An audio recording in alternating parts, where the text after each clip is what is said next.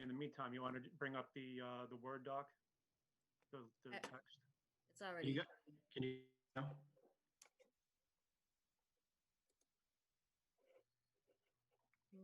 We're looking at the map right now, Colleen. Yeah, I see that. There we go.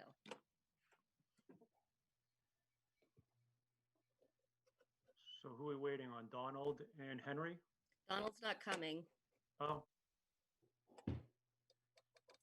I saw from Donna today on, was it?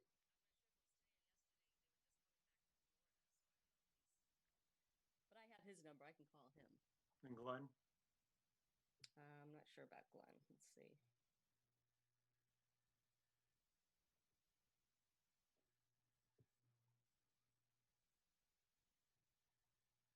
Yeah. Well, we got 5 of us anyway.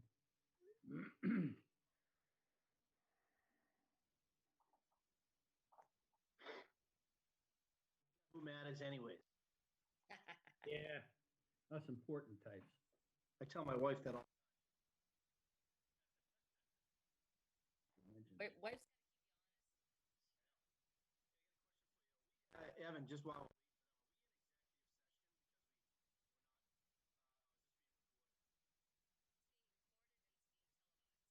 Oh, it is televised. Yeah. Oh, I would have brushed my hair. All right.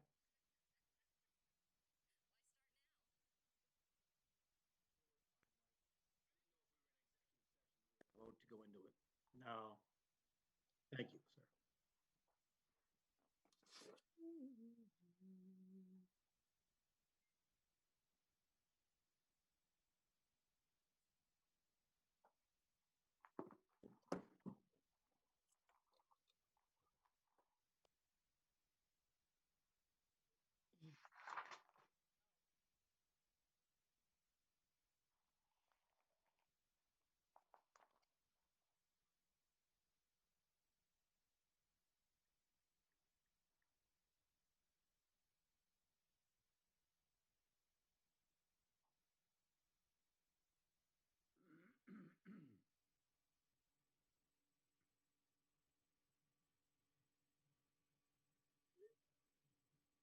okay. Glenn's coming. Said it's in.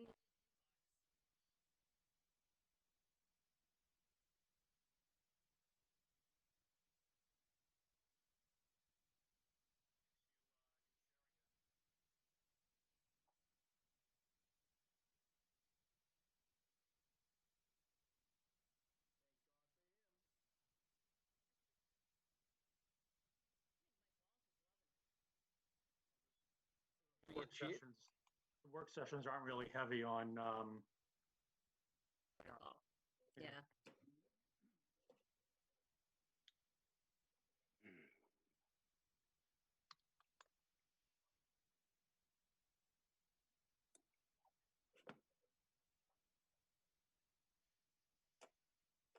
Is Tim on mute? Am I Yes, on he mute? is. No, there you are. Hello, hello, testing. Testing.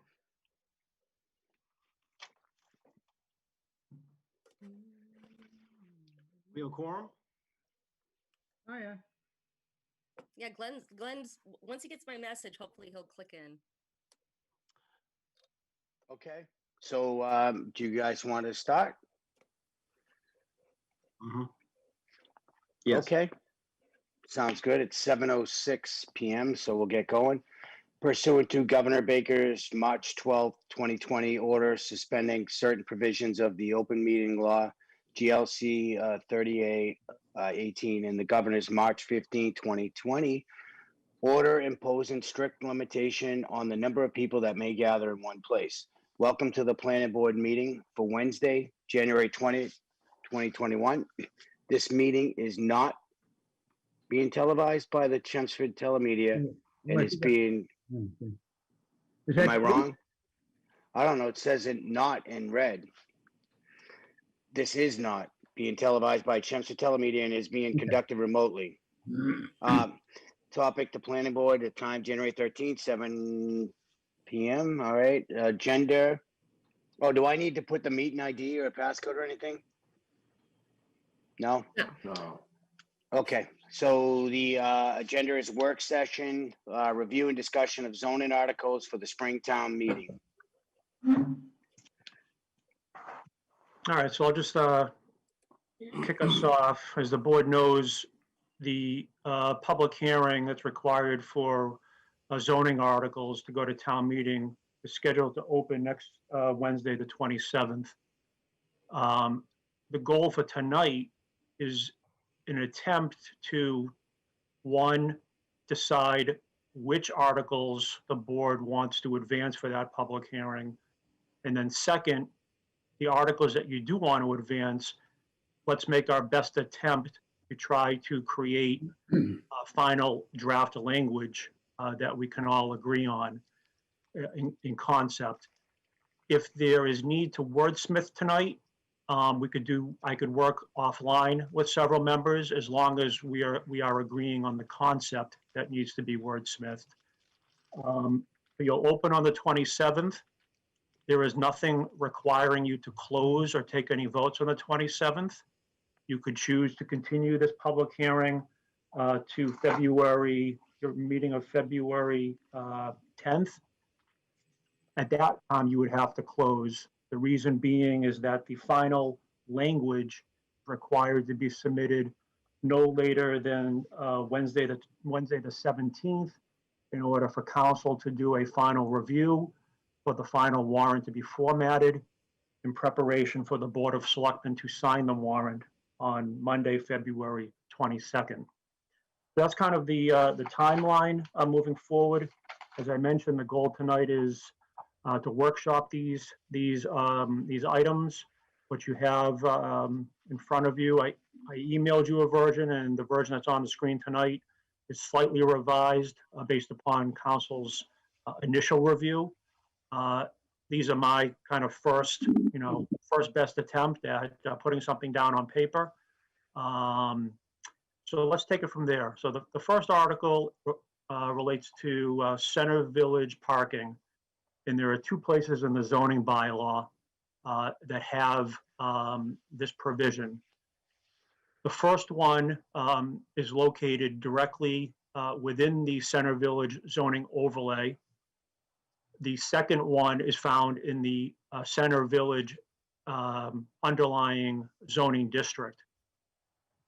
So the board had discussed this in concept. Everyone seemed to be conceptually agreeable that the by right 50% reduction requirement should be considered for reduction.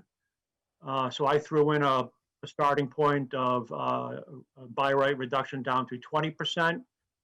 And then you'll see a special permit provision which would allow the planning board via special permit to go back up to presumably up to a 50% reduction. I'm not sure there's any right or wrong numbers with these. What I will say is that there are some businesses or some properties within the Center Village that have no on-site parking now.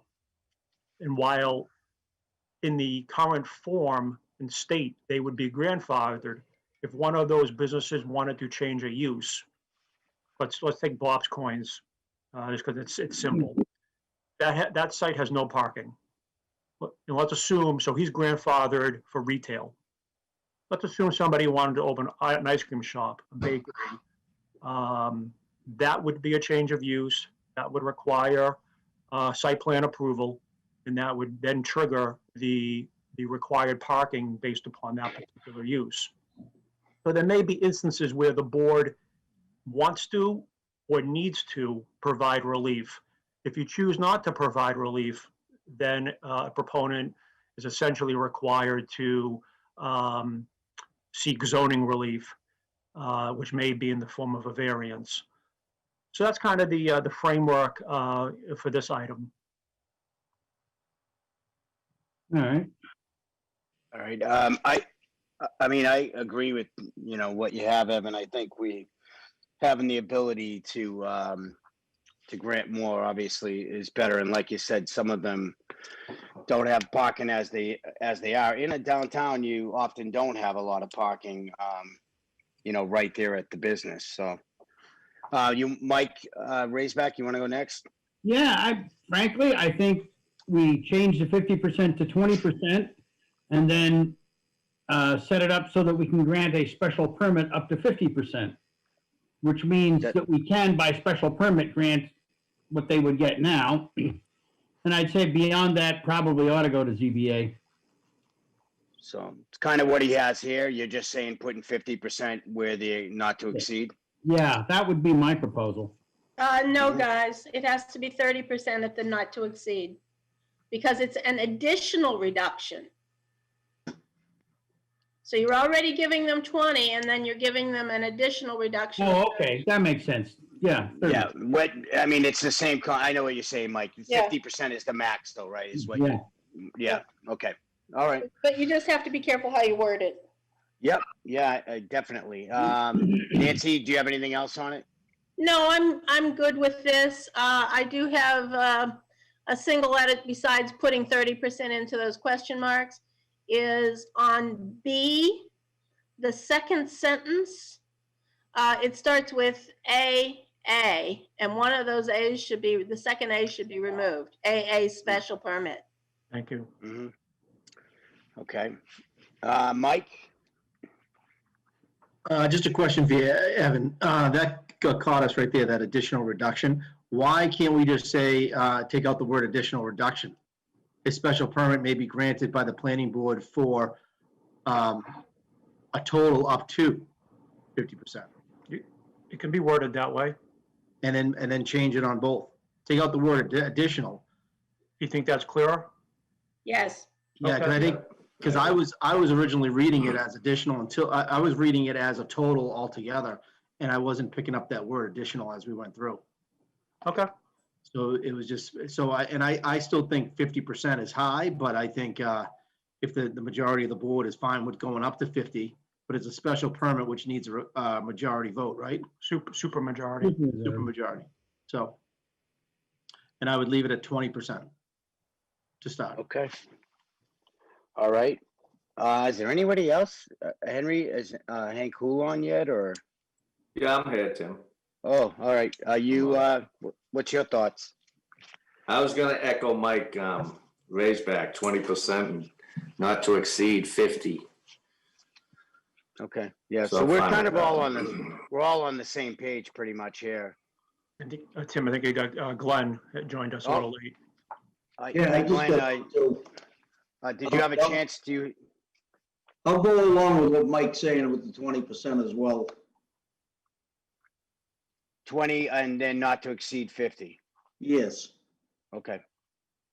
All right, so Evan, we're all in favor of that. Do we need to make a motion for this? And No motion is necessary. I'll Okay. revise it accordingly. okay, Okay, so the next item is relates to e-commerce. Several meetings ago, I had sent the board an email that contains some excerpts from the 2020 master plan update. As some of you recall, Mike and Nan serve on that committee as representatives of the planning board.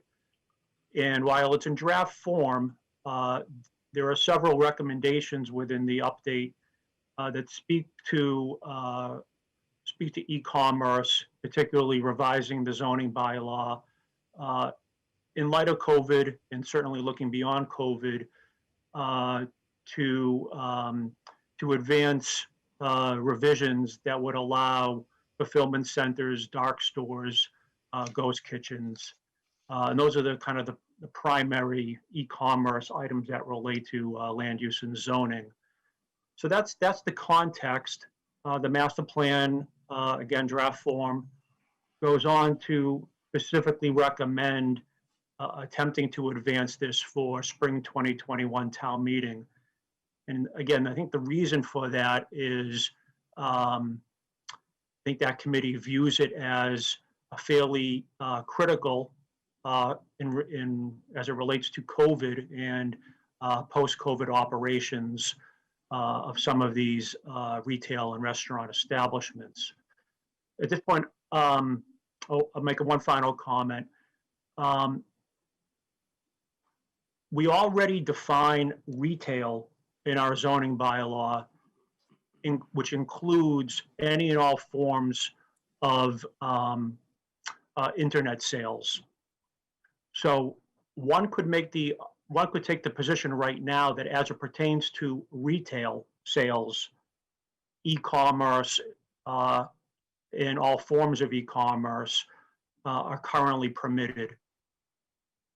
However, that argument would not extend to wholesale. The next comment I wanted to make, just to put this into some sort of context, is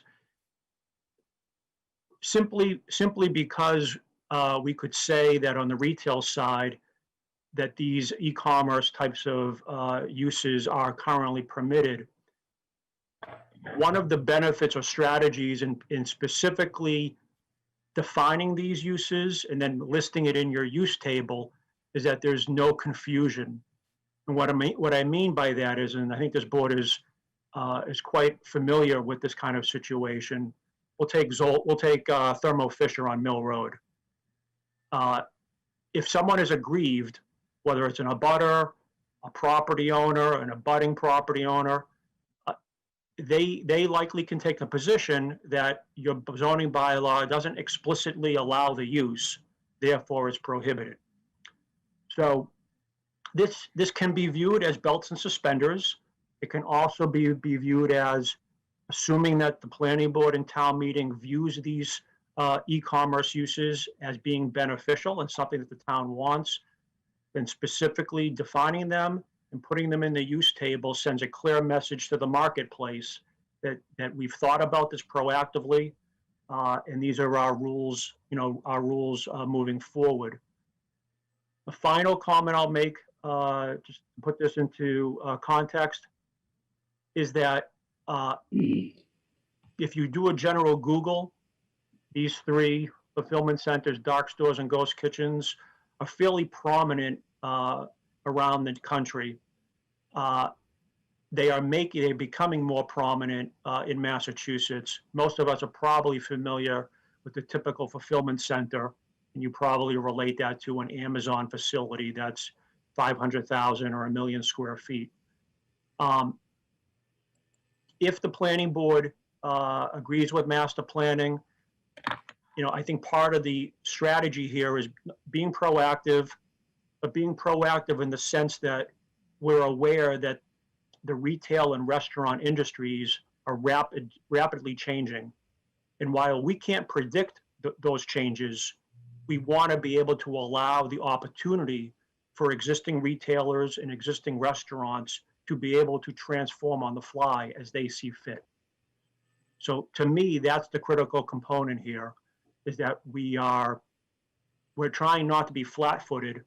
We're trying to be proactive with the understanding that many of these industries are changing very rapidly. So with that, Mike or Nan, did you want to add any kind of table setting before I get into the specifics? No, I think you've actually covered it pretty well. We definitely have talked about this a fair bit at master plan, and at least the master plan committee pretty much agrees that expanding the scope of what we allow and what we specifically allow would be advantageous. Nan? Yeah, I mean, we've certainly had conversations at master plan. I think they've really focused around the ghost kitchens and fulfillment centers as opposed to dark stores. And it's not that we haven't had any conversations about dark stores or that the term hasn't entered into the conversation, but that really hasn't been the focus of the conversations there. The fulfillment center concept has come up because companies like Walmart are moving a lot of their sales to online sales and pick them up at the store. And we don't really see that that's going to change that much after COVID. It's an economic model for them. It's a convenient model for the consumer. And therefore, they end up stocking much more of their stock ends up in the warehouse behind the store instead of in the front where it's a, pick up hands-on shopping. And because so many people are now going to the internet to buy their products and not bothering to go to a store, fulfillment centers are in demand, and we're at the crossroads of highways. So fulfillment centers become a very, very viable business, particularly within the 129 area. That said, I think I'd have to say that I have concerns over how we structure the use table, and I think we need to look at that carefully. The ghost kitchen concept, George Zaharoulis brought it forward. He's in that business in terms of food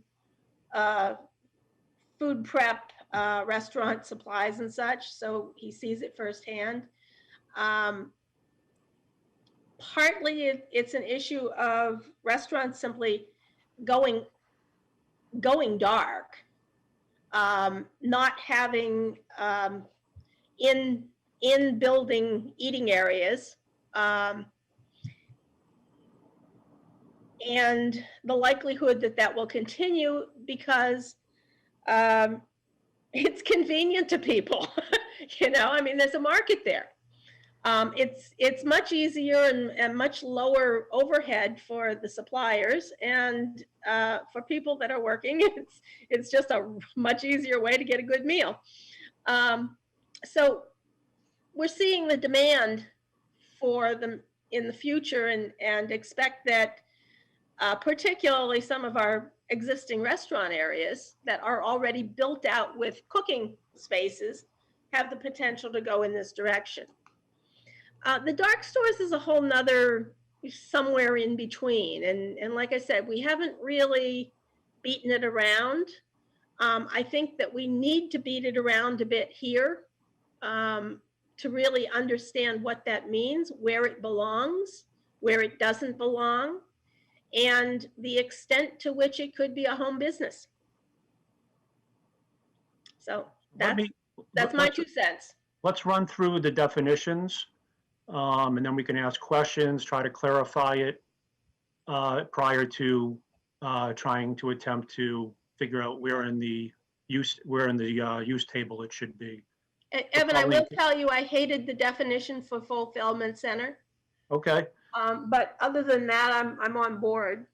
Okay, so what I tried to do with the fulfillment center is, again, we're talking about last mile fulfillment centers. When really, in Chelmsford case, other than Route 129, we're not envisioning new development, 100,000 square feet or more, with the exception of maybe Route 129. And even then, as the board knows, the economics would be somewhat challenging. It would require someone to buy an existing office building and have to demolish it or convert it. So keep in mind, these are last mile facilities. And by definition, what that means is that over time, e-commerce fulfillment center operators are going to provide smaller and smaller facilities that are closer and closer to their populations that they're trying to serve. So the first definition within e-commerce is to define e-commerce. And while for purposes of most zoning bylaws, it's business to consumer, as I mentioned, I think it makes sense for us to allow business to business. That captures the kind of the wholesale component of e-commerce. Next definition use would be fulfillment center.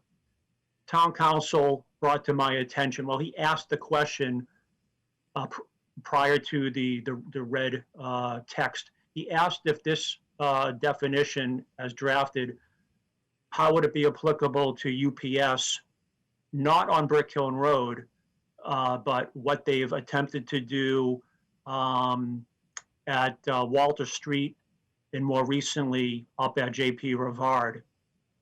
So my reply to him was, no, that's not the intent. And so what we discussed was the differentiator would be to define fulfillment center as having to do with a building, not just a parking lot where you store trucks. So the key part, or one of the key parts to this definition, is to somehow incorporate the requirement that an e-commerce facility is a building, and obviously it has accessory parking areas and loading docks and things of that nature. So then the next part of the definition is pretty boilerplate: logistics and storage, distribution of orders, again, business to business and business to consumer. Many of them are outsourced by a third party. That's very common.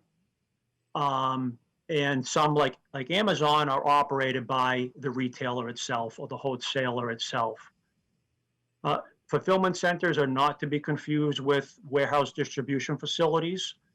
So, for example, there are your building supply companies, like Harvey Lumber, Home Depot. Many of them have their own warehouse distribution facilities, and those traditionally are not e-commerce facilities, but they're taking product from a warehouse and trucking it to a Home Depot retail or a Walmart facility.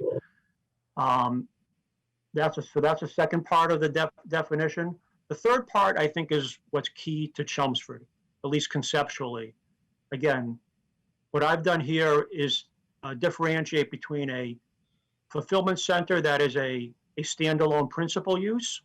Again, 50,000, 100,000. It's designed, it's intended to serve solely as a fulfillment center, or one that's co-located. And that's what Nan and Mike were talking about, is Walmart, Kohl's, Stop and Shop, Market Basket are already converting existing square footage within existing stores from retail square footage to fulfillment centers. That's what this co-located as an accessory use is speaking to. And I'm trying to further define that by capping the total amount of square footage that can be converted.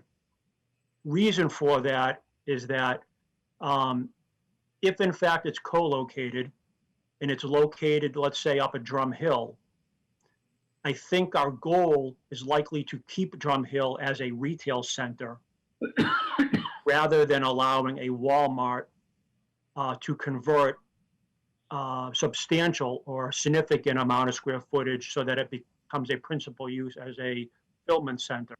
So that's why there's the under 50% gross square footage in there as a starting point. Again, Chelmsford can't predict the future. We think we want to begin to allow these opportunities. But personally, I'm not sure that the board or the town wants to see Drum Hill not be a retail center. So that's what that 50% co-located accessory use is attempting to do. So why don't we workshop that definition that we have, and let's see where that goes. Questions, comments, concerns? Do you want to go around? Mike Raisback and Nancy, I don't know if you want to comment again, but I'll go to Glenn, then we'll go to Glenn first. Sure. I think it's like Nancy was saying, it's good. But the one question that I had, and Nancy kind of already asked it, is if somebody wanted to do something like that out of their house, how does that work? Are they allowed to do a fulfillment center out of their house?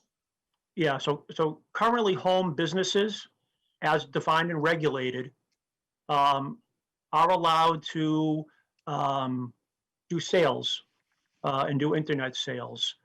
Now remember, our home business is fairly restrictive and very regulated. We regulate total square footage that you can have dedicated to your home occupation in your house, and then we have special permit provisions. So, for example, in our special permit provisions, we regulate the number of daily truck trips that can be generated from the home-based business. So I think we're pretty well covered as far as making sure that a home-based business does not grow into something that negatively impacts kind of the residential neighborhood it's located in. Right, okay. Yeah, that's the only thing that I was thinking. In the commercial and the industrial areas, I think it'll be a great thing, but the house thing, like you say, we gotta keep a thumb on that. All right, excellent. Hank? Thanks, Tim. I don't know if I fully understand this, Evan, but I'm just wondering, like, would this be allowed in, say, a strip mall like Summer Street? So if I bought like 4 or 5 vans I want to start shipping and receiving for UPS as a subcontractor, would that be allowed in a vacant place, say on Summer Street? I could park like 4 vans and I would just use that as my little warehouse? Is that what you're talking about for the No, smaller? so this has nothing to do with contractor yards. We define and regulate contractor yards and contractor shops totally separate from fulfillment Okay. centers. Fulfillment centers are they're spaces within a building that have floor to ceiling racks, and then there's workers inside there basically doing the shopping. So you if you shop on Amazon, your Yeah, order I goes get to you. a fulfillment center.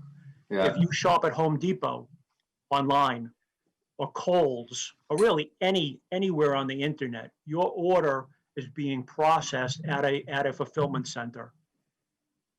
all right, but they don't deliver, because I have one in one of the properties I manage, is a Pure Hockey, and they do the same thing. They, people come in, order online, come in and pick it up, and there's no disruption of anything. So what you're speaking of will most likely be covered under the dark store definition. Okay, because I was gonna ask that Yep, as well yep. for that. Yep. Okay, We'll get to that in a moment. all right, I'm good with that. Okay, Mike Walsh? Yeah, I don't want to repeat everything. Glenn, I was fine with what Glenn was saying, so I agree with that. The only question I have for you, Evan, is Walmart. You had them for an example. So they're retail right now. And is there a limit that they have right now that they have to, what happens if they change to a 75% fulfillment center and they just had a nice little pickup place out front that was retail and the rest of the place, are they grandfathered in? So that's what I was speaking to about, depending on one's position and interpretation of the current zoning bylaw. We currently define retail sales as including any and all forms of internet sales. Mm-hmm. So if you're Walmart corporate, Yeah. you could make that argument. That Yeah, it's, so they could make Drum Hill a full fulfillment center. well, they could but make they- that they could make that argument. Right. My guess is that,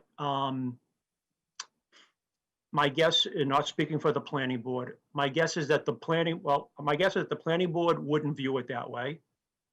Town meeting certainly wouldn't view it that way. And I think it's safe to say that myself, that I wouldn't view it that way. And I would attempt to work with the building commissioner and town council towards those efforts. What this would do is it would send a message to someone like Walmart that, yes, we're open to this opportunity. Here are our rules and regulations. And at a certain scope and scale, you're going to cross our line and it's going to require some sort of permit. So that's under your scenario. I think the town is, whether we want to encourage or not encourage, it's kind of like wild open, Wild West. There's no rules. If Walmart comes to a town hall tomorrow and pulls a building permit to do exactly what you're saying, let's assume they want to also put in more loading docks, because the number of loading docks they have now is fairly limited. And as part of putting in more fulfillment center square footage, their plan is to put in more loading docks, right, to make it more efficient. Under your scenario, they would argue that they're by right. Maybe it triggers a site plan by the planning board, but we wouldn't have any special permit procedures or rules or regulations in place to define the scope and scale of the conversion. So that's why I used Walmart as an example. We know that they are already in the process around the country converting existing portions of existing retail square footage into fulfillment centers.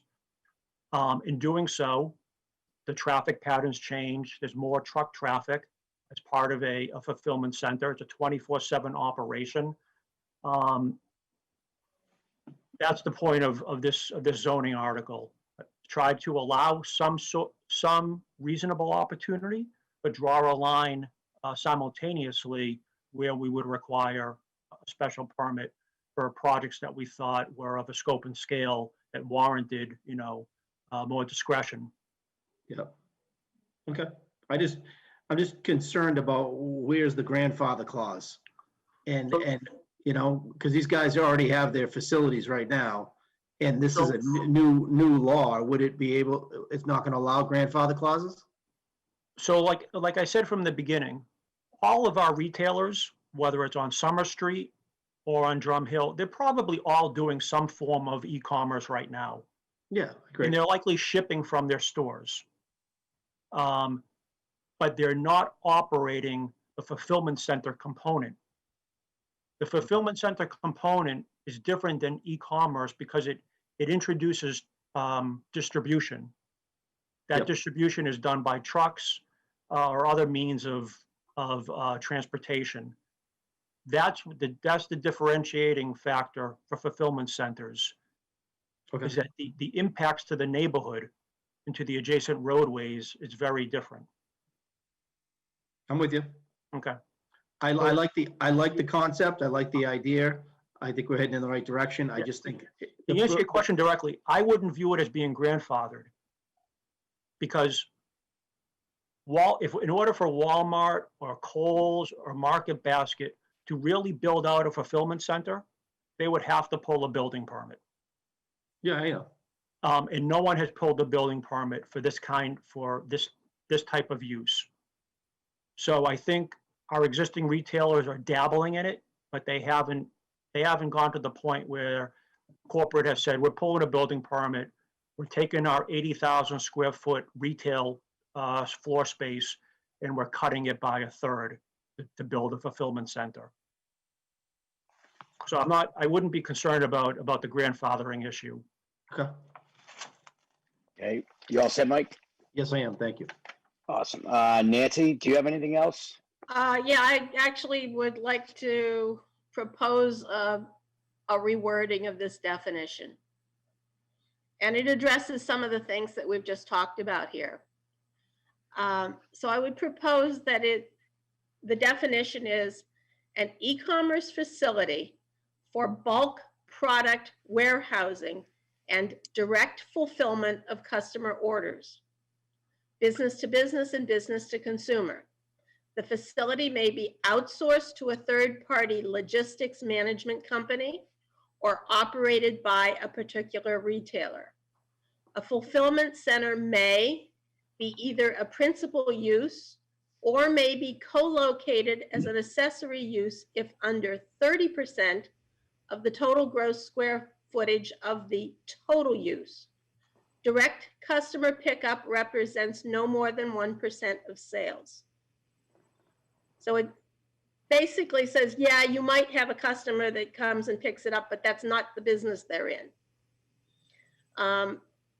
Adding the bulk product warehousing gets you around the concept that this is Walmart as usual. That's not what they're doing today. They could in the future, but that's not what they're doing today. The logistically company was just a total misnomer in terms of wordage. I separated sentences because it was running on and I was having problems following the concept. And the 30% versus 50%, I think it says the same thing it said before, but I think it's easier to understand this way. So that's my proposal. Evan, how do you feel about that change? I like it. I guess while we're workshopping this, so question, Nancy. So I introduced this concept to the EDC last night. I didn't have obviously didn't have the draft language for them. And as you know, Ken LaFave is also on the master planning committee. And last night he gave a specific example, and I forget what store he was in. It may have been Kohl's. And he said, while they don't operate a fulfillment center in the traditional sense of bulk product warehouse, what they are currently doing as a kind of, I guess, a first step towards it is they have employees picking from the retail floor and then boxing it and shipping it out. So based upon your proposed definition, in your mind, would that prohibit a Walmart or Kohl's from having workers pull e-commerce orders from the sales floor, the retail sales floor? How do you feel about that? Evan, I don't see that as a fulfillment center at all. To me, a Okay. fulfillment center is a warehouse. And as far as our brick and mortar stores engaging in e-commerce, I think all of them currently are and will continue to. Okay, so the key And for I don't you, think there's anything in this that restricts that. okay, so the key for you is bulk product warehousing. That's right. When you Google an image of a fulfillment center, that's what comes up. The floor to ceiling racks. Floor to ceiling racks, Okay, probably an automated stocking system, a pull Yep. system, but nonetheless, you know, the thing that strikes me about this is that a fulfillment center literally could be my barn. Because, I mean, I have a friend, a guy I worked for many years ago. He runs a fulfillment center out of his garage for eyeglass frames. And it's actually the largest eyeglass frame distributor in the East, but he runs it out of his garage. It is a fulfillment center. I mean, he's doing business to business distribution. So I don't think you can say, yes, this is racks. I don't think you can say it's a minimum of 10,000 square feet, but it is still bulk product warehousing yeah, you make a good point. and individual direct fulfillment. Okay, and what was your thought process on the 30% for the accessory co-located? I was having a hard time following the verbiage that existed.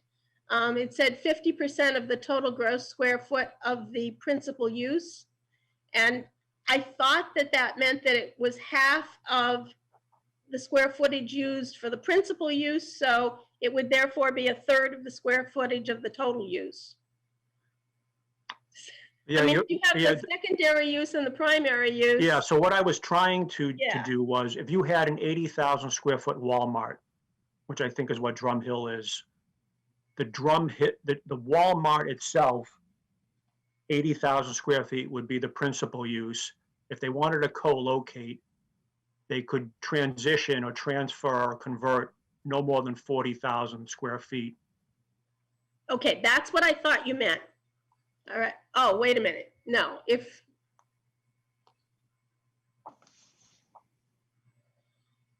so you're talking about giving Each them tenant, half of tenant space, the total use. of each tenant space, correct?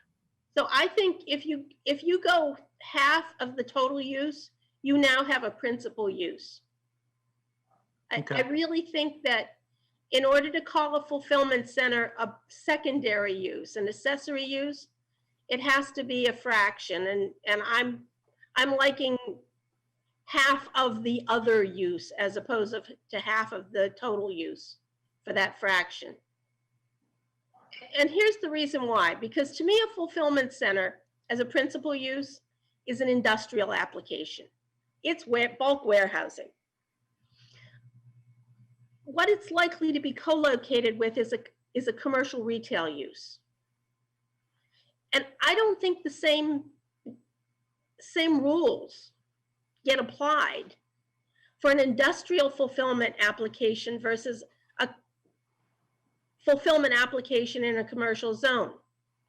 You're gonna have traffic issues with it in terms of just the total amount of traffic coming and going because of a fulfillment center. Agreed. So we're on the same page. That's why I mentioned to you, to the board tonight, that my strategy and my goal or interpretation is to keep Drum Hill a retail district, not convert it into, as Nan is saying, an industrial district.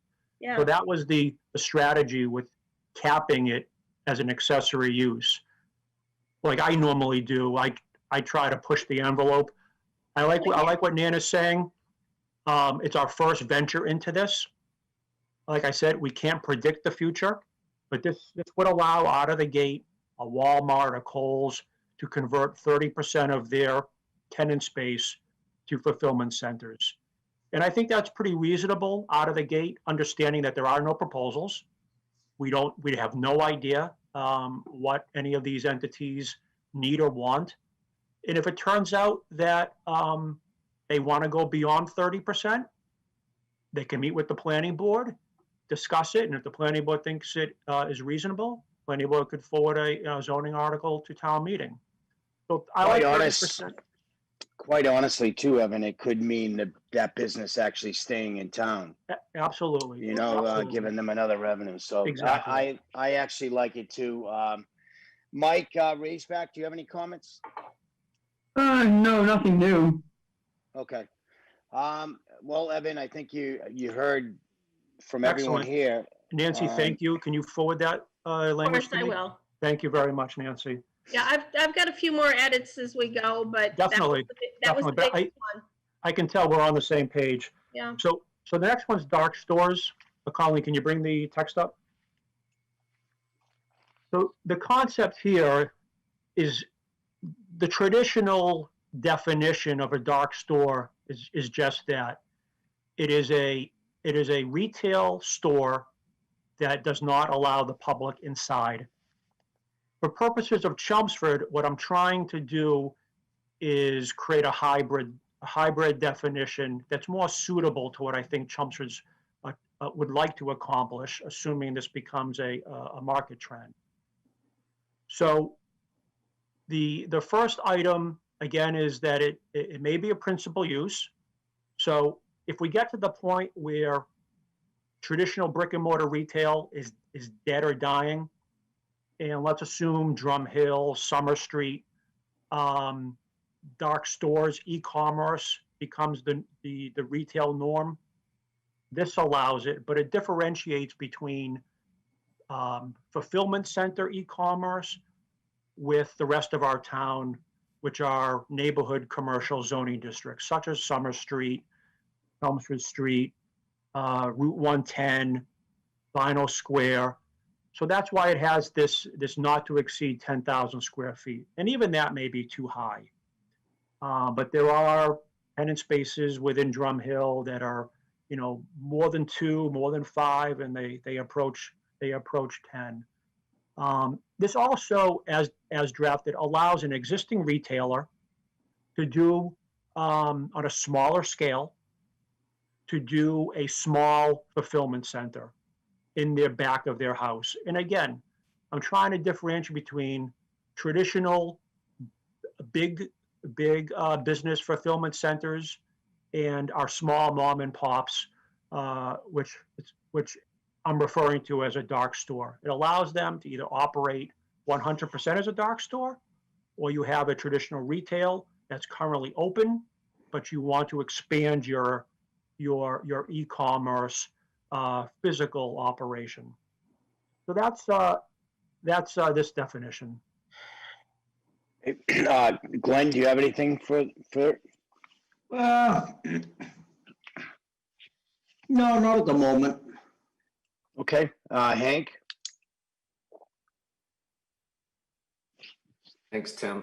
Yeah, Evan, this is what I was referring to before with the fulfillment, but my question is the same. So if I have a space on Summer Street and I'm doing, say, like an Amazon, I'm shipping for Amazon as a subcontractor, how are you going to regulate the vehicles? Like they could have 10 vans out parked out front of this ghost dark store. I mean, is that gonna be allowed for shipping? So, It says either shipped or picked up, so that's what I'm just worried about, Right. someone having 10 vans out front.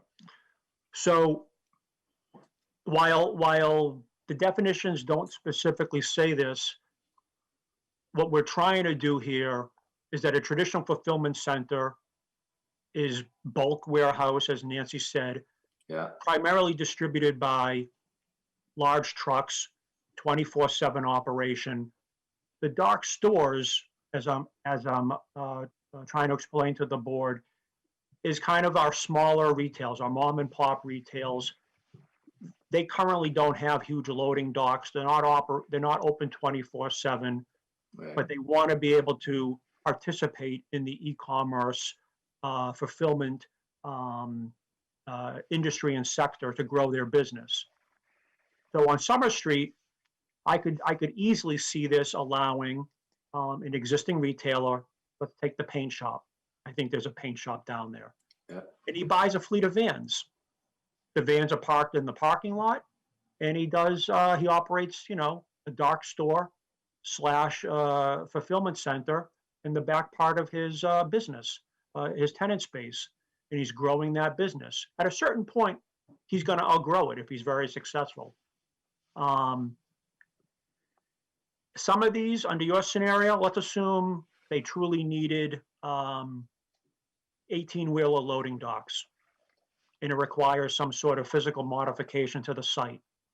At a certain point, it's going to trigger site plan approval. Right.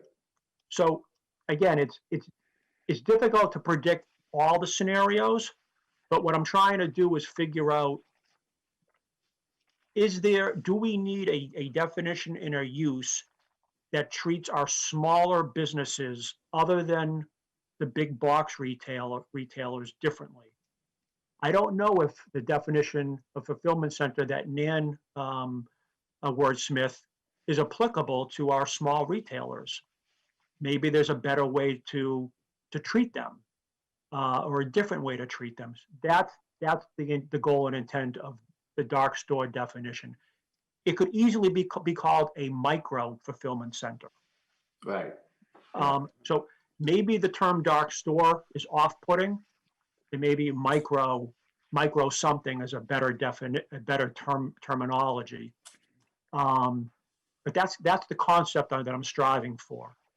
Okay. Well, you know what? I had a little issue with fulfillment. Nancy, when she reworded it, it made perfect sense to me. So maybe it's just the language that's messing me up. But I'm good with both of them. I can audit the language if you like, to do some clarifications. Yeah, I wouldn't mind that. Yeah, let's hear. I'm slow. Yeah. I can't think of what would do it right now, but I'll send something to Evan that he can send out. Okay. Okay. Mike Walsh, do you have anything on it? No, I just think, I agree with the name. I think the name's off-putting right away. So Evan, you nailed that. I was going to comment on that. I think we should not limit the size of this, and we can control it by a use table. Okay? That's just I think, if it goes into an industrial area, why can't you have a 50,000 square foot kitchen that's supplying and pushing food out to other areas or something? It brings in industry to the town. Wait, so Mike, we're speaking about dark stores. Dark stores. We're not on the kitchens yet. Oh, I was thinking, but you had the dark stores as a kitchen as well, didn't you? No, they're two separate definitions. Oh, all right. It's very similar. That's all right. I give up my time. No, save that comment though, because we're going to be on that next. Nancy, you said you're going to take a stab at. I'll poke at that okay. definition to try and clarify. Yeah. Okay. Yes, and when you're trying to clarify. When you're doing that, Nan, and for the board, the intent is not to prohibit a dark store. There may be retailers or new retail concepts that truly will want to operate a dark store. And what I mean by that is, and it would be very unfortunate, but you can play this out 5-10 years from now, brick and mortar retail as we know it may be done. And yet we're going to have all this square footage in Chelmsford that is currently occupied by retail users. So a traditional dark store is just that. It is a storefront that for all intents and purposes looks vacant, but is being operated as a micro fulfillment center. So I don't think we want to prohibit that as part of this rezoning effort. Maybe those, it's difficult because it's such a foreign concept. But if you drive around Massachusetts, you'll see a lot of closed big lots or former Stop and Shops that have closed. And those are being targeted as basically ghost fulfillment centers. It's no different than our, during Halloween, you have these pop-up Halloween superstores.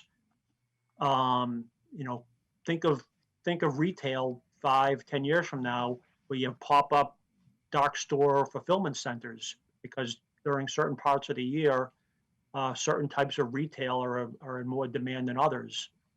So that's kind of the concept.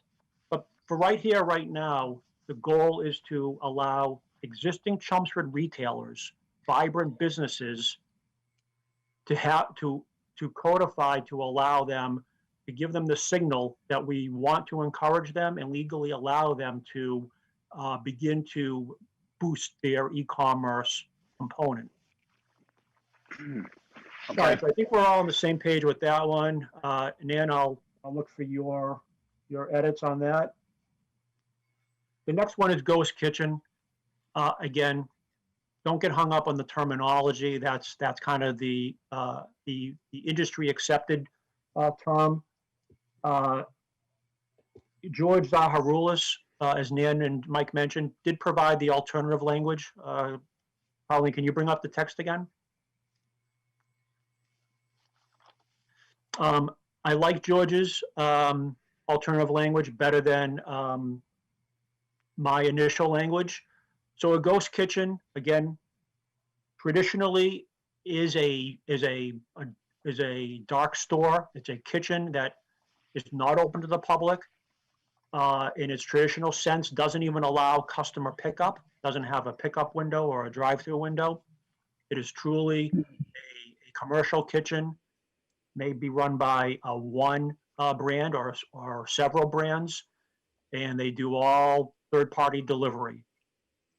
Similar to dark stores, I think what's more applicable to Chelmsford right here, right now, is to send a clear message to our existing restaurants that it is okay if you need to or you want to begin to convert, dabble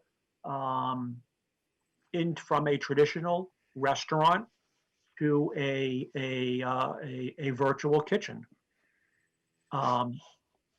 We're not aware that any of our restaurants have done that completely, but you're certainly aware of restaurants in Chelmsford that have essentially reduced their hours during COVID, and they have ramped up their takeout. They've transferred their menu completely to be basically a takeout only facility.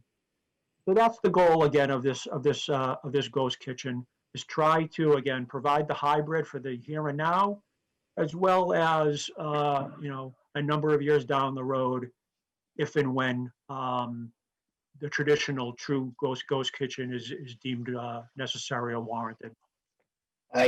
I mean, I think it's a great idea, Evan. How about I put it out there? Does anybody on the board have any comments on this, and you would like to say it? Go ahead. Yeah, I do. You knew I would.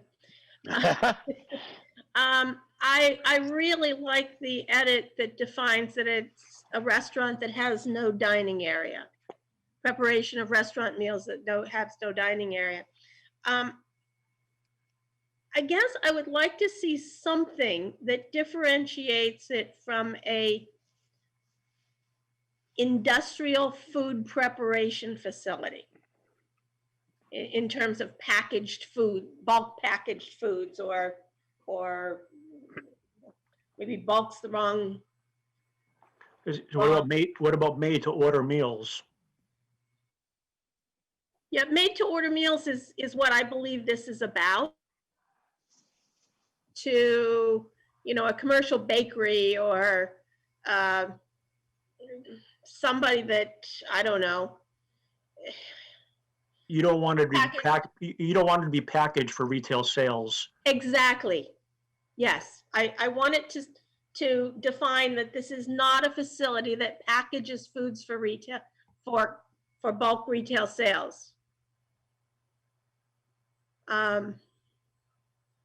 Because that is an industrial food processing facility. Right. Yeah, and I just wanted to clarify because I think that we're dancing on that edge here. Well, could you say a percentage of retail sales? Because what No. if they do some, Tim,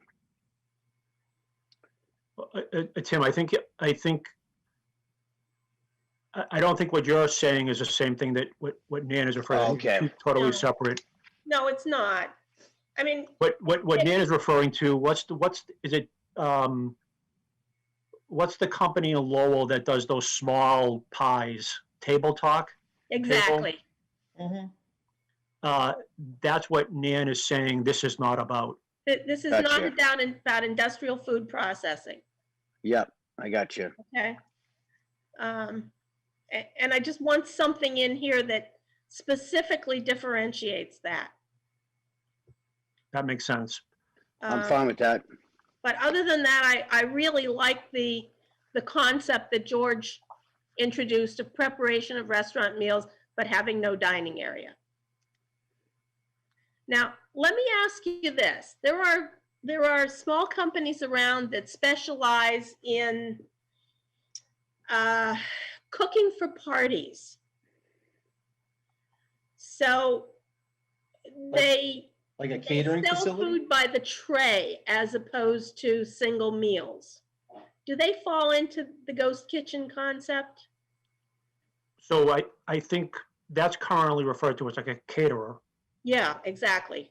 And caterers are, under the Board of Health regulations, are commissary kitchens.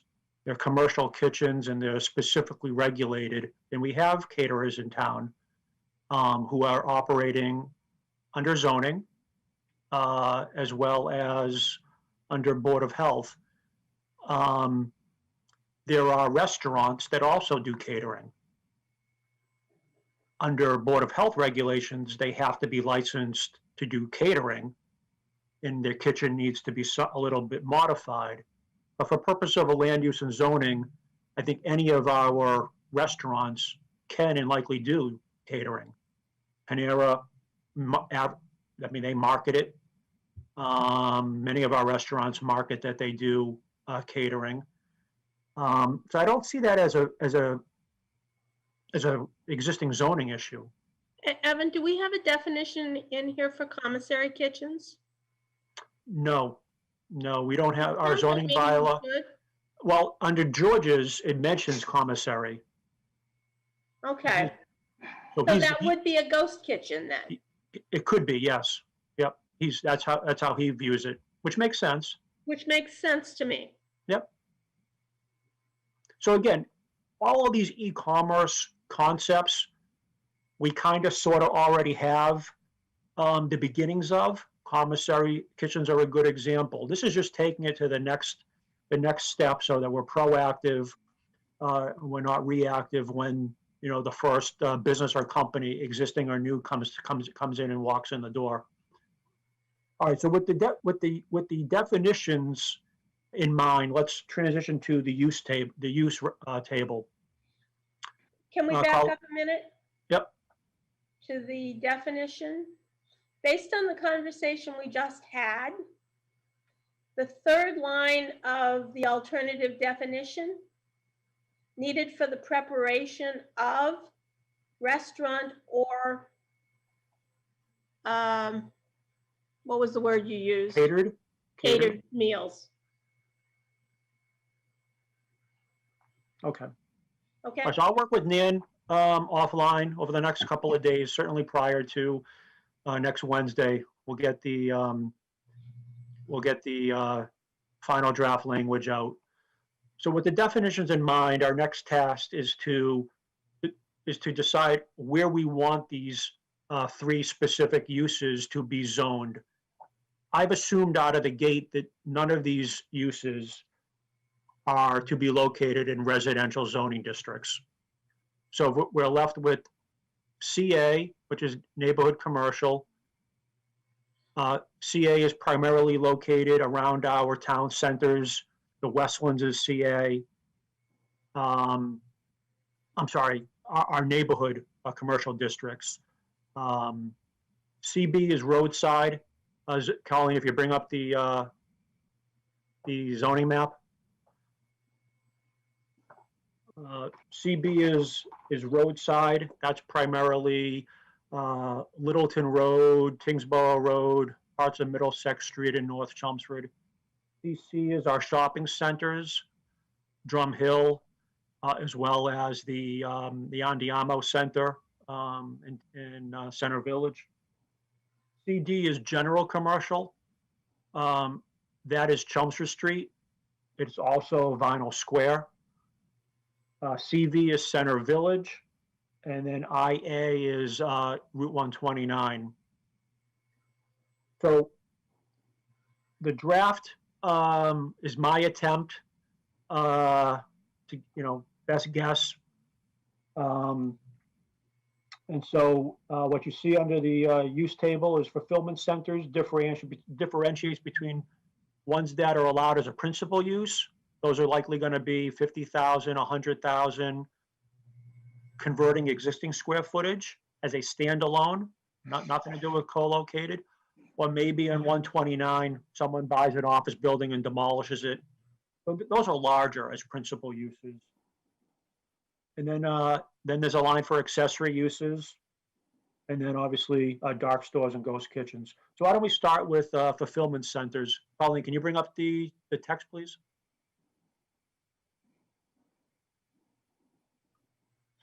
So do people have the text in front of them? Nope. All right, so we'll just start with CA. So we're on, I'll have to text Colleen. We're on principal use fulfillment center, CA. CA again is neighborhood commercial. So I've put a prohibited, not allowed as a principal use in the CA. Should not be allowed at all. Correct. Prohibited, not allowed at all in CA zoning districts. Correct. Okay. I've also, as an accessory use, have also penciled in prohibited in the CA zoning district.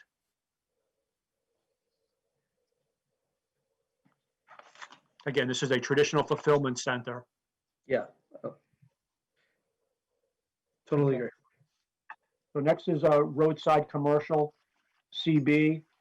As a principal use, I had it as a special permit from the planning board. Again, CB is Littleton Road, parts of Tingsboro Road, parts of Middlesex Street.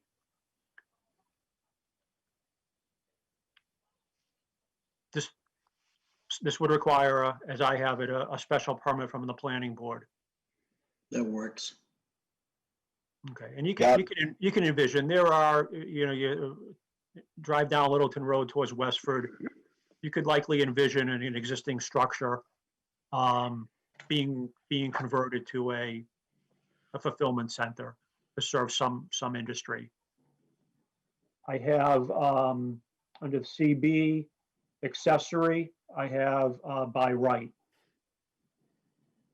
So again, picture an existing structure going down Littleton Road, and 30% of it, according to Nan's revision, being converted. Again, this is the accessory will likely apply to existing square footage.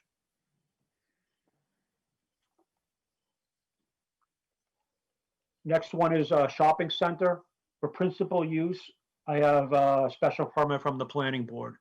Again, this is the notion that Walmart, Kohl's, Market Basket, Stop and Shop want to convert their entire square footage to a traditional fulfillment center.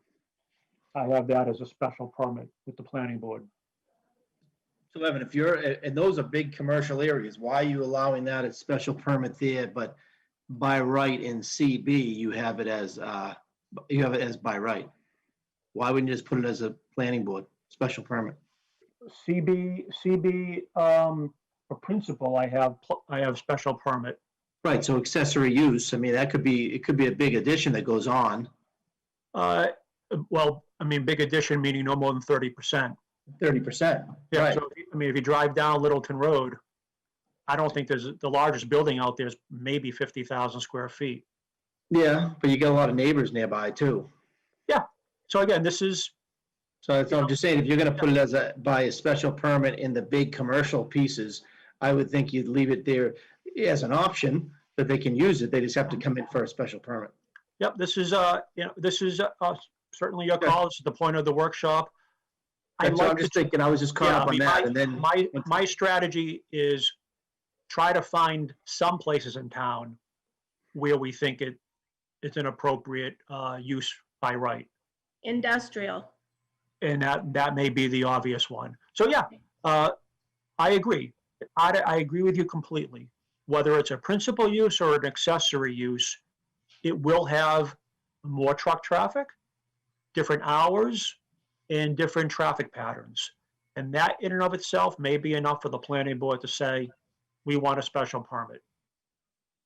Yeah, see, I don't think that as a principal use, a fulfillment center belongs in the commercial areas. As an accessory use with planning board review, yeah, in some of them, but not as a principal use. Okay, I do agree with that in the sense that if we're trying to keep Drum Hill as a traditional retail district, out of the gate, it'd be counterintuitive to encourage conversion to fulfillment centers. I added it as a special permit with the premise that this zoning article would serve us for the next 10 years. I can certainly see over the next 10 years, some of our traditional big box retailers wanting to or needing to convert entirely. And so, maybe this is viewed as, this is our first step and we'll take it, we'll change it as we need to. But I certainly agree with Nancy. Out of the gate, I'm not sure we want to envision or encourage traditional fulfillment centers in Drum Hill. I think we want to try to keep that as a retail district as long as possible. Mhm. Okay, so I'll change the PB to N. Moving on to CD, which is general commercial. As a principal, I have prohibited. As an accessory use, I have permitted by right. CD is Chelmsford Street, Vinyl Square. There's probably a couple other small areas in town. Based And I upon would change that to planning board. the wider planning board. Yeah, Accessory. that's consistent with our discussions so Yeah. far. Center Yeah. Village, I had it both prohibited.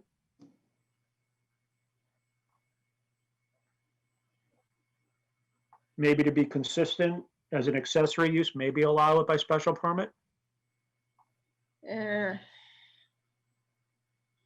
I don't think that's where you want to take the center.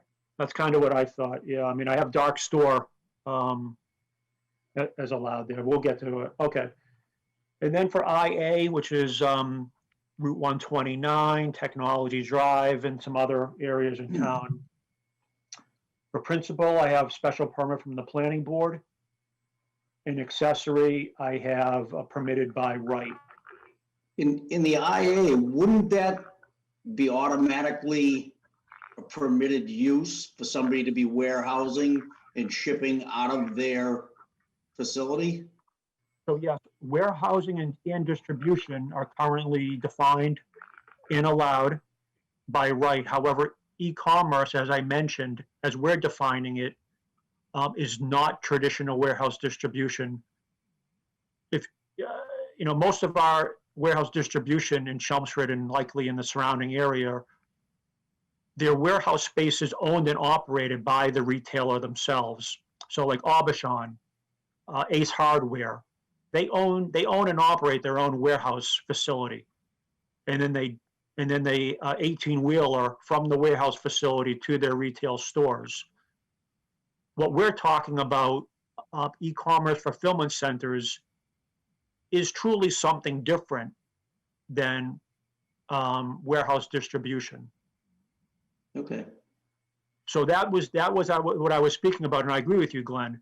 If someone walked in tomorrow and wanted to propose a e-commerce fulfillment center down on 129, someone could easily make the argument it's warehouse distribution. But once you get into kind of the nitty gritty and the way we define warehouse distribution, it doesn't necessarily align very nicely with e-commerce fulfillment centers. So there is a distinction. We're trying to draw that distinction. But I agree with you. For purpose of 129, it's bulk, as Nancy said, it's bulk warehousing. Yeah. So I had principal use. Again, this would likely be 50,000, 100,000 plus square footage facilities. Yeah, I'd make that by right. Make that one a Okay. yes. It would still trigger site plan and major Of business course. complex. And you have to address parking and traffic and Absolutely. Yep. whatever. But And then for accessory, I had by right as well, which again may trigger site plan. And yeah, again, I think for purpose of the Chelmsford, it's unlikely that you're going to have any of these uses scrape and build a new facility. It's likely going to be reusing existing square footage. So I think it's somewhat predictable. well, let me ask you this. Would anybody have heartburn if someone came in and wanted to convert the North Chelmsford Mill into a fulfillment center? Other than traffic, truck traffic and 24-hour operation. Yeah, I get it. I mean, I'm just asking. I mean, I'm putting it out there. I mean, 129 is a no-brainer, but we have other industrial areas. So Yeah. because we have other industrial areas, is it a use that requires enough consideration that it should be a special permit because of the traffic? Or is it a no-brainer that if it's an industrial area, it should be able to handle traffic? My only comment on that is principal use fulfillment centers, by definition, are looking for close highway access. Yeah, I get it. Yeah, So, it's not an ideal place. yeah, I mean, yeah, the mills in North Chelmsford are miles away from the highway. Yeah, it's not an ideal place. It's unlikely, but not, not impossible. It would be a change of use. Hmm. And again, as the planning board knows, under site plan, one change of use to another change of use very likely triggers site plan. I wish I believed that, Evan. Yeah, I know. You know what my heartburn is. Yeah. Yeah. All right, so the way we have it revised is principal use by right with planning board, by right, and accessory use by right in the IA. Yeah, I think that's good. That's Yeah. good. Okay, I'm so good. let's move on to dark stores. So in the CA, again, this is our neighborhood commercial districts. And as we talked about, our definition or our envision is that this is existing square footage. So I have by right in the CA. Any thoughts? I think the CA, I'd put that as a special permit, to be honest with you. 'Cause you get a little store like the Westland store, if they decided to do a dark store there, you'd be having truck traffic in that tight little neighborhood there constantly. You know, I, same as, over on 27, Katie's Corner there, it's kind of the same idea. If they wanted to shut that down and make a dark store out of it, now you're in like the thick of a neighborhood and I don't know. Yeah, I wouldn't make it by right. I had edited it to no, but I can, Yeah, my Okay, only nice. thought on this one was the businesses in our CAs are truly mom and pop, neighborhood centric. And to make it a special permit is a pretty hefty burden on those particular businesses. So while none of us envision denying a special permit, it's a burden. It's costly. You got to hire someone to do plans and represent you, abutter notifications, legal ads. So again, I was trying to figure out, what's reasonable based upon the types of size of businesses that are out there. Right now, there's nothing preventing any business in Chelmsford from operating 24/7 from a retail perspective. So yeah, I agree. If you allow it by right and a business truly wanted to pursue it and was successful, they'd likely have a couple vans and they'd be, potentially open 24/7 with their vans coming and going.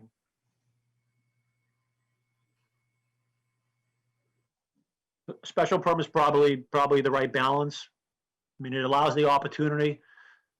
But it is a process and it is an expense. Right, and like you say, the amount of them that we have in the town, is it worth limiting it to the special permit thing? There's only, I don't know, maybe 3 or 4 that I can think of. Yeah, and that was kind of my thought process too. Again, we're not contemplating new construction here. We're contemplating reuse of existing space. Those spaces are fairly small as they stand. They kind of have a lot of constraints to begin with. And I'm not sure there's anything preventing an existing business from buying a couple vans and beginning a delivery service if they wanted to. You want to skip that one, come back to it? No, it's, All right, so dark stores CA, what do we want to do? I'm still at planning board or a no. I agree with Nance. Okay, I do too. all right, we'll leave it as special permit planning board. special permit, yeah. Um, First thought, yeah, you definitely don't want to prohibit it. I'm getting squirrely here. Yeah, CB, Planning board, okay. CC, shopping. it's okay. That's okay, yeah. Okay, CD, general commercial, Chelmsford Street, Vinyl Square. That's That should be okay. probably all That's right. fine. Okay. Good. Center Village, No, That'd be planning board. prohibit No. or no? Oh, you're putting a no on the, I'm putting a no on CV. okay, So, too tight? I just don't think it's what we want to do with downtown. We're really promoting the walk-in environment down there. Good point. Yeah. So are you making a distinction between you don't want to see a true dark store in Center Village compared to allowing like the gift shop to do e-commerce? That's right. Yeah, Okay, yeah. Because the dark store is basically, there's no direct retail. in the most traditional definition of it, yes. Yeah, Our definition you're- is a hybrid.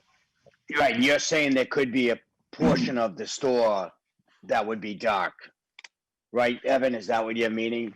Yeah, so I'm wondering if we need to treat dark stores like we're doing Fulfillment Center.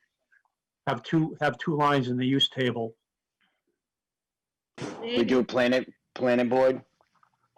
come in front of us? Because I don't think any of us want to prohibit, let's say, any of the bead store or the gift shop from participating and benefiting from full e-commerce. I agree. But No, but I we're agree not with Dan. prohibiting Kohl's either, Evan, and, I mean, this is not, these three categories are not the only businesses that are doing e-commerce. Right. These are simply businesses that are primarily e-commerce businesses or strictly e-commerce businesses. What does it hurt, though, to put it planning board and have them, and so if there is a special case, we would hear it and then vote? Yeah, thinking about it, it might be a nice thing Can we put a note on it? Acton Road. It's not to say that it's, you know, it would happen, but at least we'd have the opportunity, like you said, if it's a store, like you said, the bead store, like all of a sudden, they're gonna have a portion of it. How about this? Do Center Village by right with a footnote at the end of the use table that says shall be open to the public. See, that's simply against the definition that we provided, which is generally not open to the public. Yeah, but we also say may be co-located as an accessory use. So I think we should take out the accessory use in the definition. I think a dark store is a dark store. So we're It- getting hung it's up. We're not- getting hung up on the definition. Yeah, we're hung up on the Hung up on the definition. term. So when it To me, a dark said- store is somebody that is doing strictly e-commerce, not a retail organization that does a portion of their business by e-commerce. So under that scenario, Nancy, do we need a new definition to allow that, differentiate that from a dark store? But it Well, says I think generally that a not dark open. store needs to take out the accessory use. Understood. But don't we also want to allow, existing retailers such as the bead store, the gift shop, to be able to, willingly and knowingly, legally be able to increase their e-commerce business, their fulfillment business, if they want to.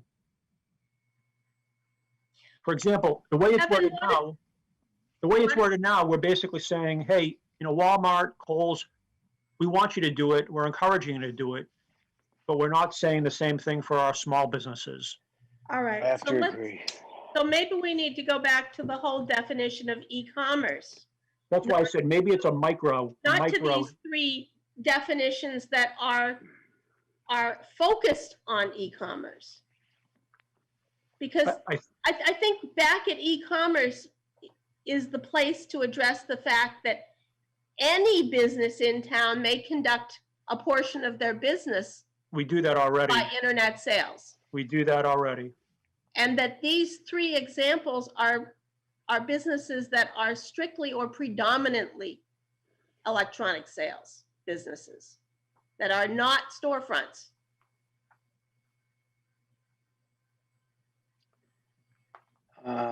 Okay.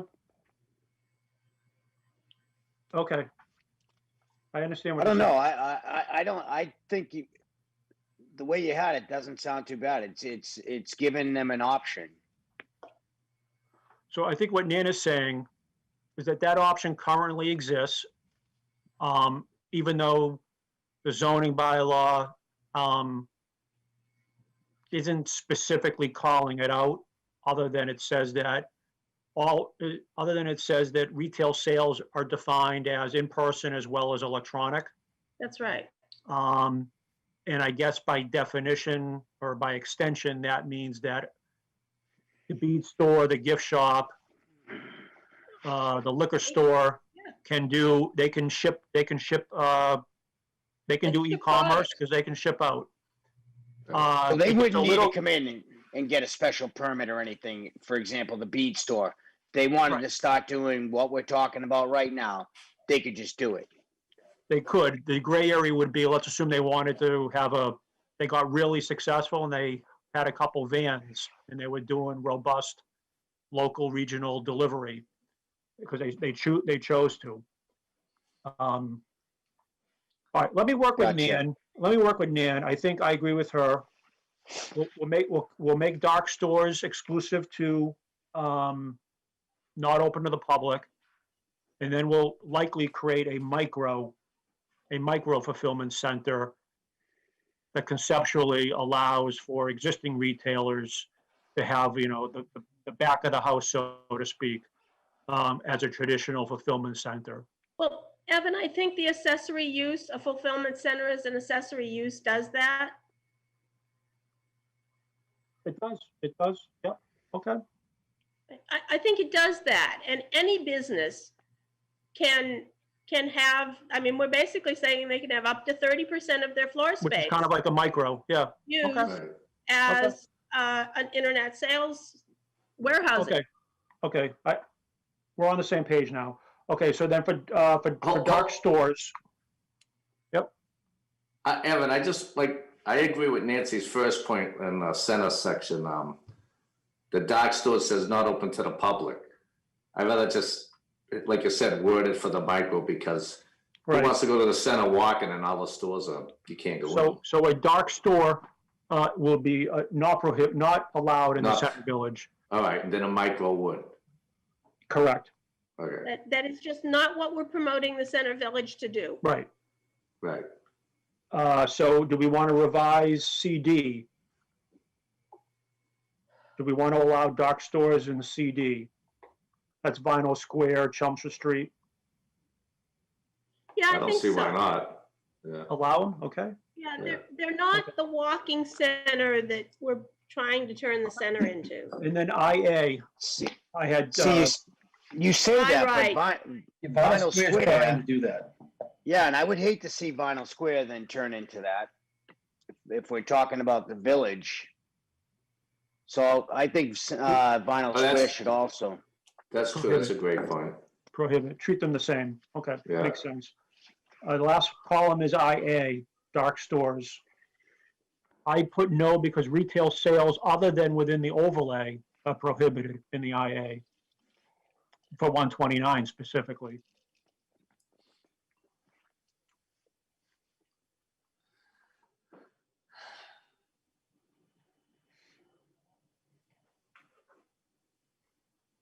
Well, anybody have a comment Evan, on that? can you go back and do that I'm again? just trying to think how to This is word the what I wrong want to chapter. say. The dark store, the fulfillment center are basically kind of the same thing. Yeah, I would believe it belongs in IA. Yeah, I would say let it go in IA. Somebody wanted to stick I don't know what kind of business they want to stick in there, but Okay, all right. but what exactly can they sell in the dark store? Anything? Whatever they think they want, whatever they think they can sell.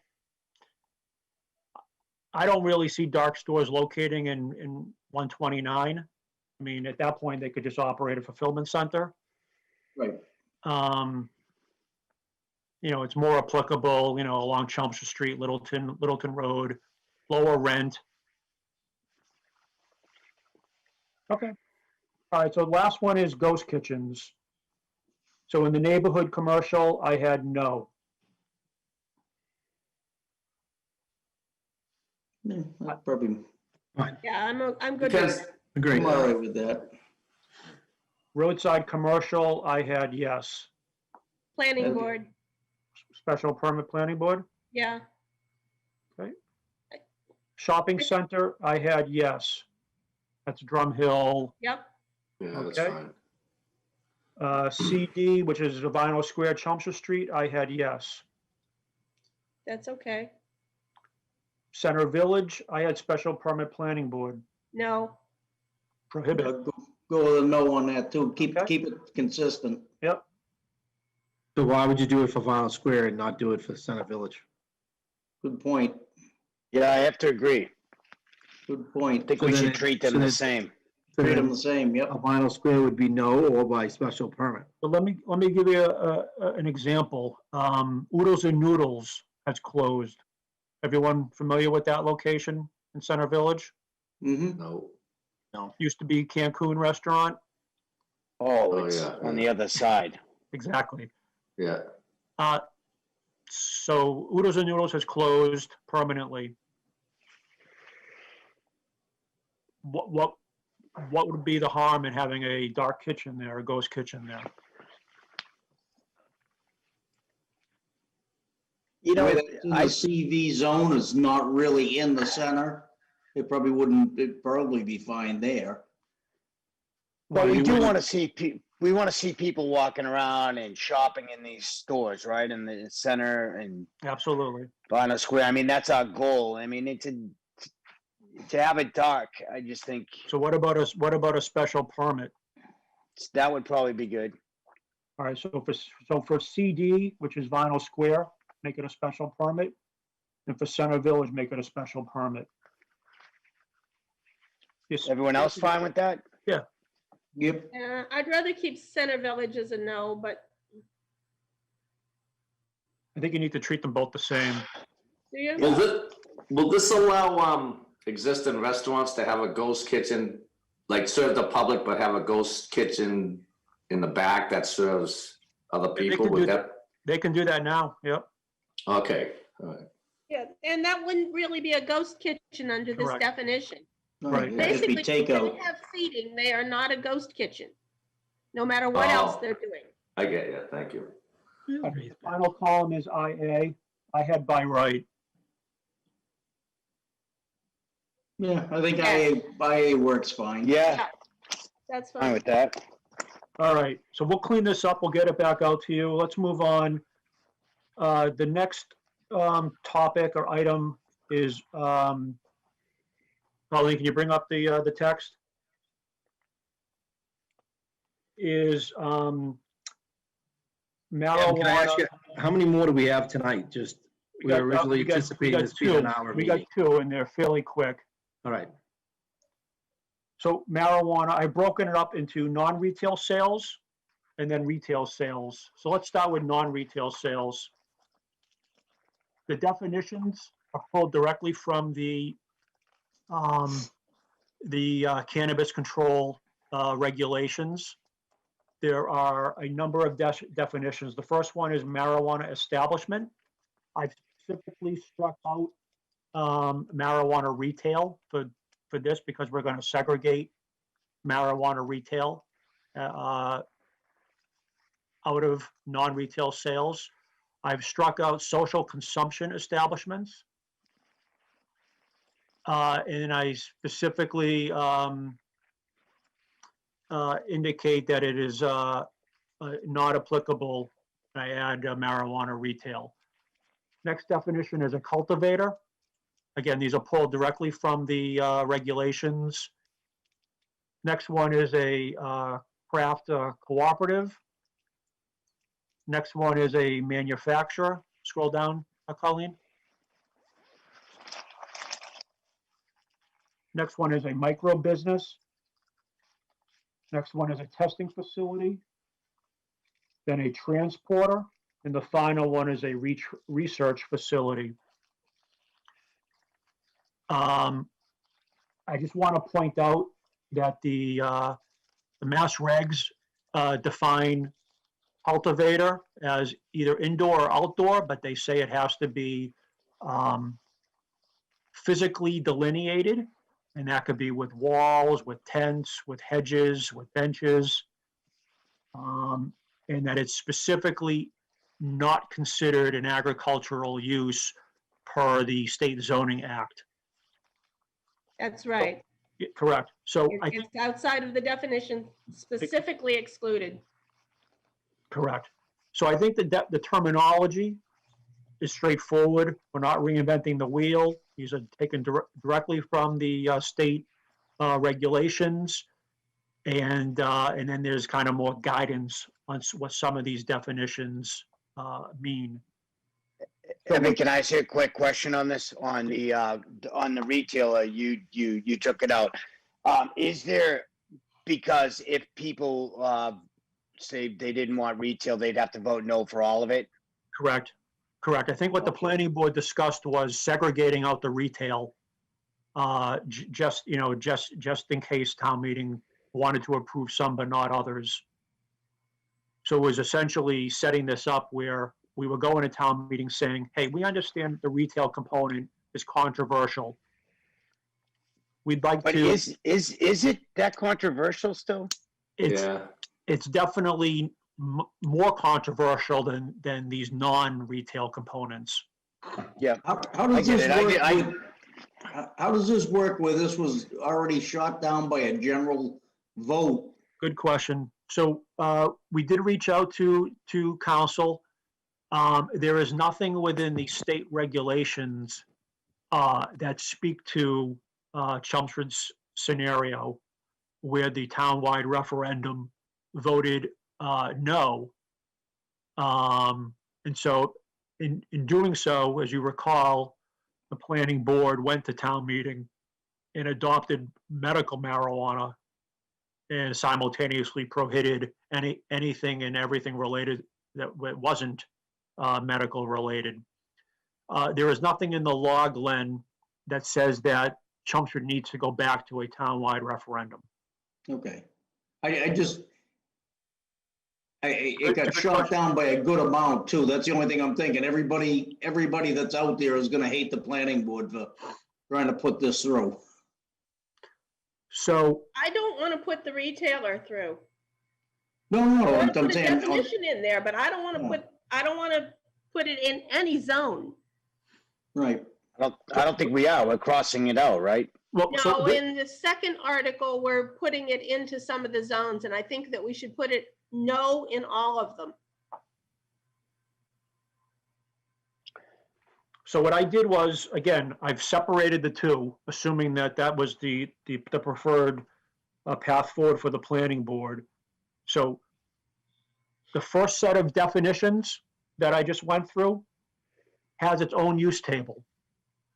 So if the board is inclined to zone for any of those accessory uses, we can go through a similar exercise for the use table right here. Scroll down, Colleen. So here it is right here. Yep. So what you see in front of you excludes, it does not include the retail sales. So that's how this would presumably be presented to town meeting. Is it cultivation, accessory use to retail, a cooperative, accessory use to retail. However, none of these uses under 36 can actually do retail sales. They're basically providing accessory components to somebody else who's doing retail sales. These are effectively industrial uses.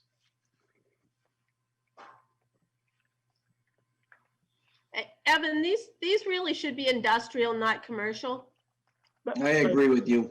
That's perfectly fine. It makes it a lot simpler if you want to. Yeah. I agree with that. That's, Okay. I mean, to give you an example, CB is Littleton Road. Kidder Road has a rat or mouse laboratory. So maybe Kidder Road is potentially a good location for a marijuana laboratory or an R&D facility, Yeah, exactly. or even a manufacturer for that matter. But I agree. I mean, These if are the goal- industrial uses. yeah, if the goal, and that's kind of the challenge. I mean, if we're going to go industrial, then it's IA. Very simple and very straightforward. So I think that they should be by right in IA and planning board in, I don't know, what commercials do we have that are semi-industrial areas? that Kidder Road. Kidder Road, yeah. CB and CD are mixed. Again, portions of CD are Tingsboro Road, Middlesex. Yeah, They have kind of Those areas. warehouse, contractor yards, some manufacturing. so Glen I Ave. think those are planning board and IA is yes. What are others, And what move are it others from think? D to E in the use table, D to E. from commercial to industrial. I get you. Yeah. So it's not gonna, well, I don't know what it's gonna be. It's not, So what do others think about, so as it is drafted in front of you, keep CB, Special Permit Planning Board, keep CD, Special Permit Planning Board, and what about IA? I have them all penciled in as Special Permit Planning Board. Nan's suggesting make them all by right planning board. just IA to make them all IA by only. right as an industrial use. And no's on everything else? Is that what you're No, thinking, Nan? I'm saying that keep the planning board, keep the special permit on CB and CD. Okay, Make the IAs yes. okay. Yep. I'll go with Evan, that. why did you have it the way you have it, Evan? Unlike what I normally do, played this one conservatively. Okay. But I played it conservatively, special permit for everything. Because that provides town meeting with the most control, via the planning board. But I agree with Nan. If the town seriously wants to market and brand itself as being friendly to these uses, IA is probably an appropriate location where you don't need to require a special permit. But again, I'm assuming that that some of these uses, such as a cultivator, or a transporter or a manufacturer, are likely going to raise concerns about the mill on Princeton Street. And for Evan, some are these all state-controlled uses? they're Yeah, all, there's a lot that goes to these things. The permitting takes Yep. a couple of years. So they're all licensed by the state, and they also require a license by the Board of Selectmen in town. So why not keep it as the planning board then? Yeah. Yeah. Yeah, Well, right. IA, we've talked about by right. Which again, I think we can make a strong case at town meeting that IA by right is reasonable. But as long as we all acknowledge that there are IA districts, Technology Drive. So that's why we should keep it as the planning board, and If then, you're trying to play it safe, yeah, I think special permit, you can never go wrong with a special permit. You're trying to be conservative. Right. And there's a lot of IAs that back up to residential areas. yeah, that would be my opinion on it, but whatever you guys want. Yeah, I think play it conservative. I think we do the most good for the town by allowing the uses to some degree. And I think the planning board can handle it. Yeah, and my final comment is, unlike the e-commerce where we were struggling with small business, when it comes to marijuana, all the proponents have deep pockets. So hiring attorneys and, going through a special permit process is not burdensome to them. It's part of doing business. All right, so the last one was retail sales. And again, this is penciled in here as a placeholder of everything we discussed tonight. I think that's, really the item that the planning board needs to, give some strategy and consideration. What I can tell you is part of preparing both of the non-retail and retail. I emailed you. I mentioned that I met with via Zoom with the police chief and the director of the Board of Health. I had the town manager on this call as well. They made it very clear that their opinions and positions have not changed related to retail sales. They are both okay with the non-retail component that we just discussed. However, they remain opposed with the same concerns that they expressed at town meeting for the retail sales. Evan, have you reached out to Tingsboro to see, just a curiosity, have there been any police calls we know that the income, the tax is probably pretty beneficial to the town of Tingsboro, right? So I have not done any of the additional research. I wanted to wait for the planning board to see where you fell on this. If you keep it, if we agree that we're going to keep it on for the opening of the public hearing, then between now and next week, I will reach out and do some initial due diligence. If we pull it, obviously, if we pull it tonight, obviously, I won't pursue that. I will say that if the planning board brings us a town meeting and the planning board wants to use potential revenue generation as a talking point, that is a slippery slope for the planning board, because historically speaking, some of the members who've been on the board a long period of time, the planning board has always made it clear that they don't zone for revenue. In an ideal world, there would be another town committee that would pick up the ball on the revenue potential for retail sales of marijuana. I'm not sure the planning board wants to play that ball, so to speak. Great point, Evan. It's difficult. It's difficult because I think that is probably one of the biggest selling points for a town to adopt the opportunity for retail sales. I'm just not sure that the Chelmsford Planning Board wants to bring that to the table. I get it. You know, I So think we I should would- just make it I no all the would way across. suggest. Yep.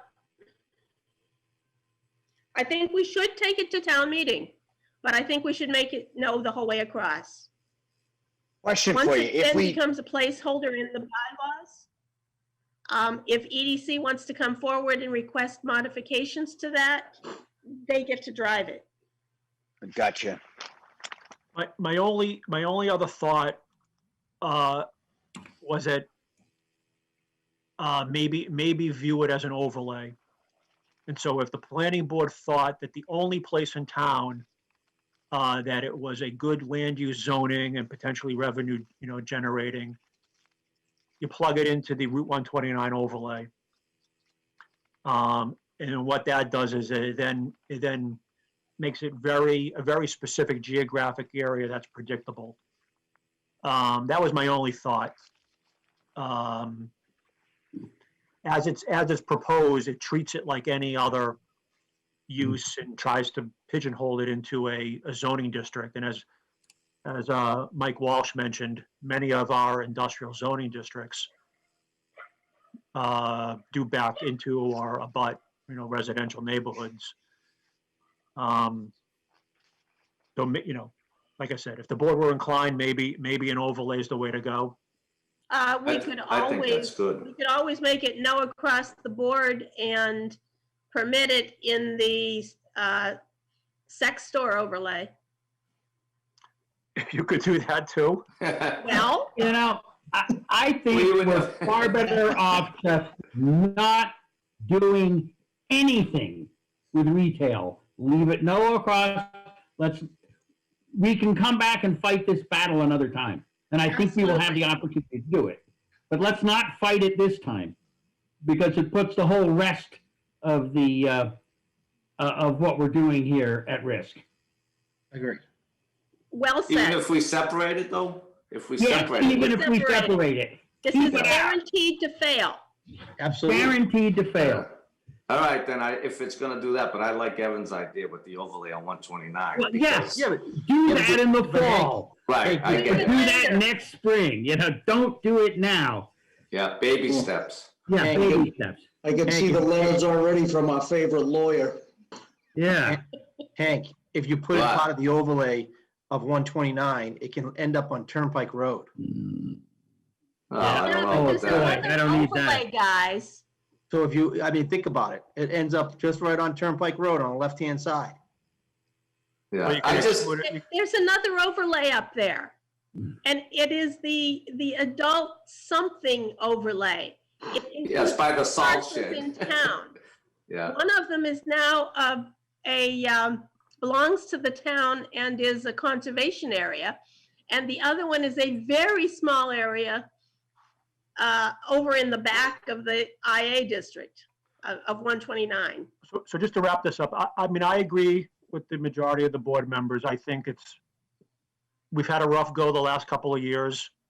I think this will be, the fact that we're even contemplating bringing zoning to town meeting Yeah, could be questionable depending on your perspective. yeah. mhm, I think excluding retail sales, I think everything we're bringing to town meeting is very reasonable. Yeah. Shouldn't be viewed as a threat. We're not changing course or rocking the boat.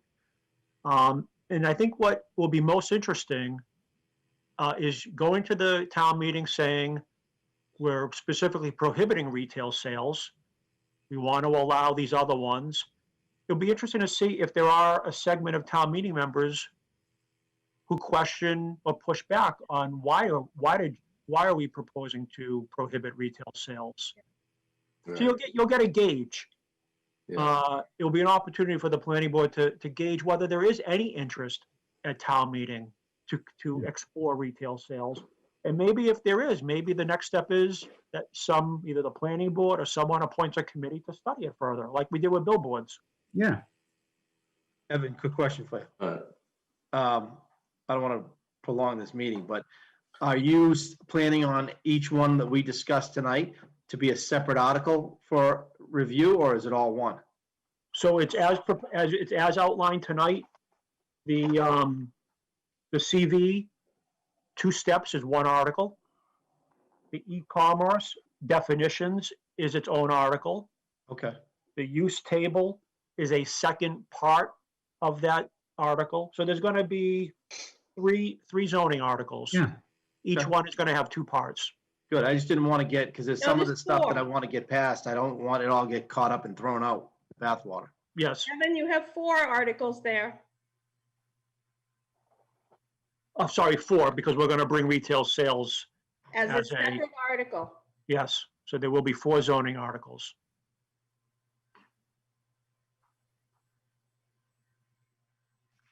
All right, this was excellent. Yeah. I hope you guys all enjoyed it like I do. I always enjoy the zoning stuff. Yeah. All right, this was good. I'll work with Nan to make the revisions and clean it up and get it out to you. Excellent.